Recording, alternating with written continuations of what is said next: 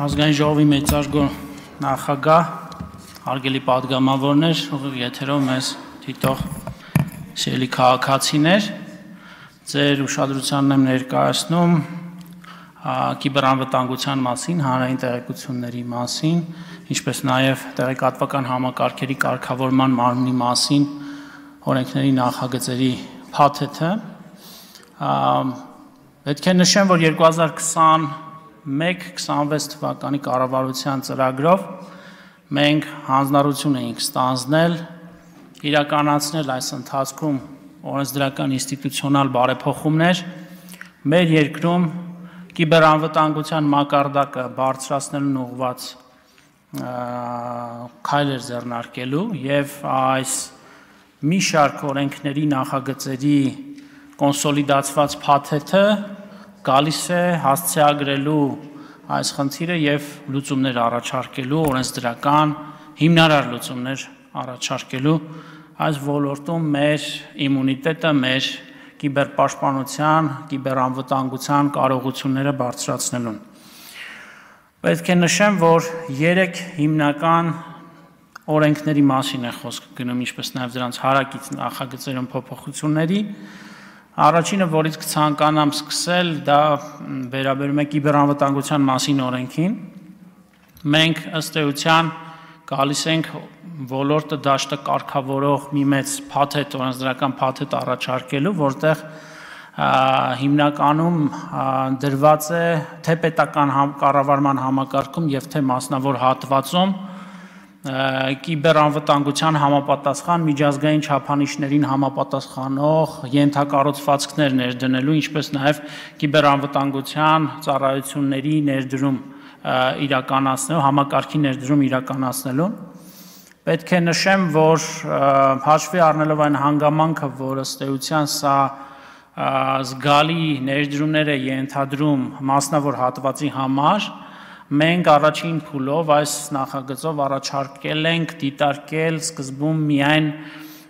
կրիտիկական ենթակառուցվածքներ շահագործող մասնավոր ընկերությունների եւ կենսական նշանակության ծառայությունների համար։ Սա նշանակում է, որ այս նախագծում մենք շարադրել ենք այն բոլոր ոլորտները, որոնք համարվում են կրիտիկական ենթակառուցվածք եւ այն բոլոր տնտեսվարողները, մասնավոր հատվածը, որոնք որ շահագործում են այդօրինակ ենթակառուցվածք, այնտեղ ներդնելու են 27001 միջազգային ստանդարտը։ Իհարկե սա ամենևին չի բացառում, որ ապագայում մենք մեր ազգային ստանդարտները ստեղծելու եւ դրանք ներդնելու խնդիր մեր առջև չենք դնում, սակայն այս փուլում համարում ենք, որ այս միջազգային ստանդարտը պետք է սահմանվի եւ կրիտիկական ենթակառուցվածքները պետք է պատշաճ կերպով պաշտպանվեն կիբերհարձակումներից եւ պատշաճ կիբերհիգիենա պիտի ապահովի այդօրինակ կրիտիկական եւ մեր երկրի համար ռազմավարական նշանակություն ունեցող ենթակառուցվածքների շուրջ։ Առանձնահատուկ կերպով ուզում եմ նշել, որ բնականաբար խոսքը քաղաքացիական ենթակառուցվածքների մասին է, թե մասնավոր հատվածի եւ թե պետական համակարգի կառավարման համակարգի մասին խոսելիս եւ այս աշխատանքը իրականացնելու, իմպլեմենտացնելու նպատակով մենք ազգային ժողովին առաջարկում ենք ստեղծել նոր մարմին, տեղեկատվական համակարգերի կարգավորման մարմինը, այն պիտի ստեղծվի ազգային ժողովի կողմից, ունենա 5 հոգանոց հանձնաժողով, հանձնաժողովի անդամները կրկին պիտի ընտրվեն խորհրդարանի կողմից։ Մեր կարծիքով սա մի կարևոր հիմնարար խնդիր է լուծում։ Նախ եւ առաջ մենք սրանով արձանագրում ենք, որ կարևորություն ենք հաղորդում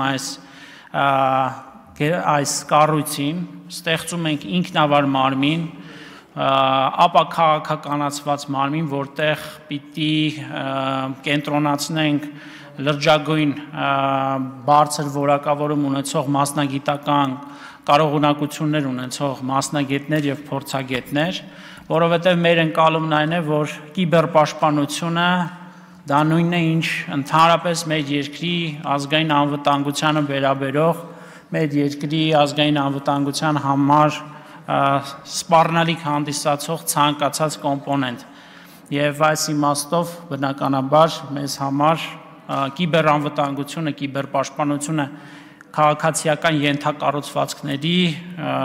կարևորագույն առաջնահերթություն է հանդիսանում կառավարության համար։ Սրանով մենք թե այս կառույցը, որը իր բնույթով կատարելու է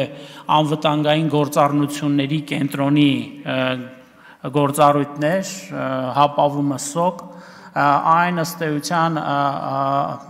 մշտական 24/7 ռեժիմով մշտադիտարկում վերահսկողություն է իրականացնելու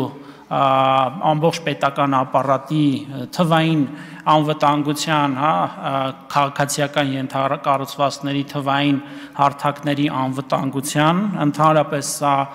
գալիս է ձևակերպելու նոր թվային ճարտարապետություն պետական կառավարման համակարգի համար եւ մշտադիտարկման արդյունքում հենց այս մարմինն է, որ պետք է կանխի կիբերհարձակումները, իսկ արդեն իսկ տեղի ունեցած կիբերինցիդենտների հասցրած վնասները նվազագույնի պիտի փորձի հասցնել, իրականացնելով անմիջական կանխարգելիչ գործողություններ։ Ինչ վերաբերում է մասնավոր հատվածին, ապա մասնավոր հատվածին խրախուսվում է այս օրենսդրությամբ ինքն իր ներսում ստեղծի այդ անվտանգության գործառնությունների կենտրոնները, կամ սեփական կառուցվածքի ներսում կամ պատվիրակելով կիբերանվտանգության ծառայություններ մատուցող եւ մեր կողմից սահմանված չափորոշիչներին եւ որակավորմանը համապատասխանող ընկերություններին կամ մասնագիտական խմբերին։ Ես անցնելով առաջ պետք է նշեմ, որ արդեն իսկ կրիտիկական ենթակառուցվածք համարվող մի շարք ուղղություններում 27001 ստանդարտը սահմանված է, օրինակ ֆինանսական ոլորտում, բանկային համակարգում, սա դեռևս ռեգուլատորի կարգավորող մարմնի կողմից սահմանված ստանդարտների պահանջ է եղել տարիներ շարունակ, նույնը մասնակիորեն նաև գործում է այլ ոլորտներում ևս, օրինակ տելեկոմների ոլորտում, մասամբ նաև էներգետիկ ոլորտում, սակայն սա գալիս է հիմնարար կերպով խաղի կանոններ սահմանելու թե պետական համակարգի կիբերպաշտպանության եւ թե մասնավոր հատվածի կիբերպաշտպանության եւ կիբերհիգիենայի համար։ Երկրորդ հիմնական փաթեթով մենք առաջարկում ենք ընդունել հանրային տեղեկությունների մասին օրենսդրությունը,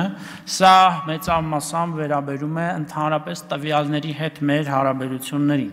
Տվյալները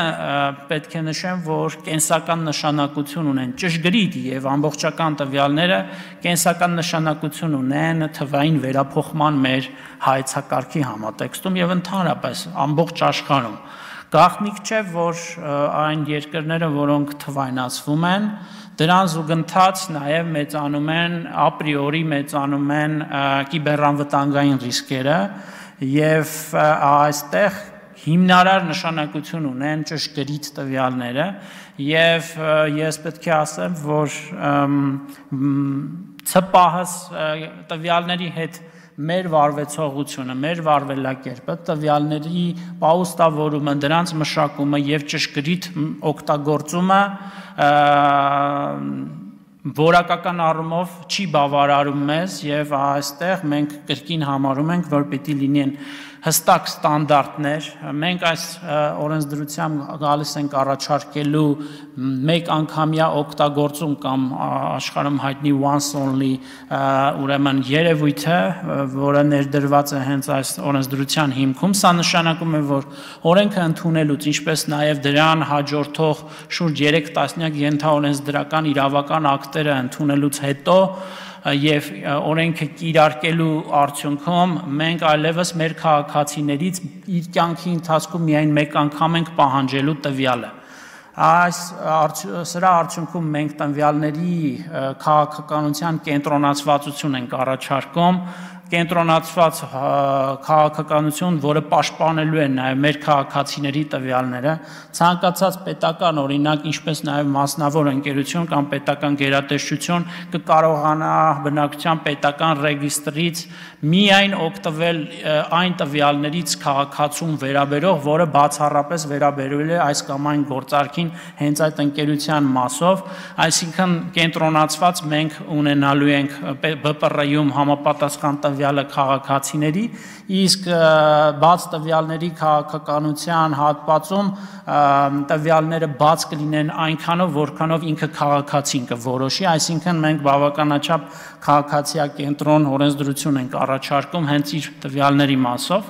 ունենալով կենտրոնացված քաղաքականություն մեր քաղաքացիների տվյալների մասով, մենք նաև այստեղ զգալիորեն նվազեցնում ենք գրավչությունը այդ տվյալների նկատմամբ կիբեր հարձակումների, որովհետև մեկ բան է ունենալ կենտրոնացված համակարգ եւ պաշտպանված համակարգ, մեկ այլ բան է, որ օրինակ այսօր այստեղ նաև ներկա մի շարք մարդկանց տվյալներ տասնյակ գերատեսչություններում կամ մասնավոր ընկերություններում առկա են եւ ցանկացած տվյալի նկատմամբ որևէ ոտնձգություն, ցանկացած տվյալի արտահոսք, դրա հետագծելիությունը եւ վերահսկողության ամբողջ շղթան անհնարին է դարձնում մեր կողմից։ Հետևաբար նաեւ մեր քաղաքացիների տվյալների պաշտպանությունը դարձնում է բավականաչափ ռիսկային։ Մի բան, որ այսօր ունենք։ Հետևաբար նաեւ սրանով է պայմանավորված այս օրենսդրական փաթեթի ընդունումը եւ այն այսօր իրապես հրամայական է։ Եվ երրորդ հիմնական օրենքի նախագիծը, որ առաջարկում ենք, ինչպես արդեն իսկ նշեցի իմ խոսքի սկզբում, վերաբերում է նոր մարմնի ստեղծմանը, մենք համարում ենք, որ թե կենտրոնացված, այսինքն ամբողջ պետական համակարգի համար եւ թե մասնավորի հետ համագործակցությամբ որպես օրինակ մասնավոր հատվածի նկատմամբ կիբեր հարձակման պարագայում գոյություն ունի սերտ համակարգ, դա կիբերինցիդենտների վարման ռեեստրն է, այնտեղ մասնավոր հատվածից ուրեմն արձանագրվում է կիբեր միջադեպը եւ մասնավոր պետություն համագործակցության արդյունքում անմիջապես իրականացվում են կիբերպաշտպանական գործողություններ, այսպես ասած վարակի տարածումը կանխարգելելու նպատակով։ Սա առաջին հայացքից, եթե մենք բովանդակության մեջ չենք ընկղմվում, մակերեսային գնահատականը կլինի, որ մենք գալիս ենք բեռ ավելացնելու տնտեսության համար, սակայն սա կարող եմ հստակ պնդում անել, որ այս կանխարգելիչ գործողությունները ընդ որում ինստիտուցիոնալ մակարդակում չանելու պարագայում լրջագույն ռիսկեր ենք ստեղծում մեր ամբողջ տնտեսության համար։ Եթե 5 տարի առաջ ընդհանուր համաշխարհային գլոբալ տնտեսությանը հասցվել էր օրինակ շուրջ $1 տրիլիոն վնաս կիբեր հարձակումների հետևանքով, ապա ամեն օր այդ տեմպերը աճում են, տարատեսակ հարթակներում վիճակագրություններ են առկա, որ ընդհուպ մինչև $10 տրիլիոն վնաս է հասցվում գլոբալ տնտեսությանը միայն կիբեր հարձակումների հետևանքով։ Մեր տարբեր հաշվարկների արդյունքում, եթե մենք չգնանք այս ինստիտուցիոնալ բարեփոխումներին, որը իդեպ մեզնից տարել է 2.5 տարի, սակայն արժեր այդ ժամանակը ջանքը ներդնել այս գործում ստանալու այս փաստաթուղթը, այսօր էլ պատշաճ կիբերհիգիենա չապահովելու պարագայում ընդհուպ մինչև 1.3 տրիլիոն դրամի վնաս կարող է հասցվել ամբողջ հայաստանյան տնտեսությանը եւ մենք համարում ենք, որ այն ներդրումը, որ թե պետությունը, իսկ դա շուրջ 6 միլիարդ տարեկան բյուջեի հատկացումներն են այս ուղղությամբ եւ թե մասնավոր հատվածի կողմից այո միլիարդավոր դրամների ներդրումը գալիս են նախ եւ առաջ պաշտպանելու հենց բիզնես շահերը եւ այն բիզնեսի եւ այն մասնավոր հատվածի, որոնք շահագործում են մեր երկրի համար կենսական նշանակություն ունեցող, մեր պետության համար ռազմավարական նշանակություն ունեցող ենթակառուցվածքների ու ոլորտների պաշտպանությունը պատշաճ ապահովելու համար։ Ուստի եւ սիրելի պատգամավորներ,